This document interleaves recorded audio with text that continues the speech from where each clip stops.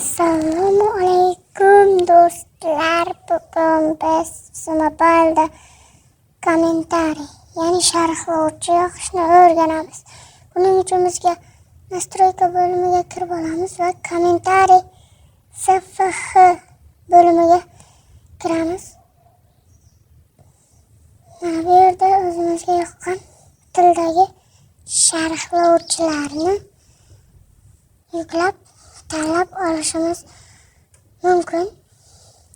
Italyan, inglizcha, menga arab sharhlovchisi yoqadi. Shuning uchun arab sharhlovchisini tanlayman va bu yerdan tanlab chiqib ketishingiz mumkin.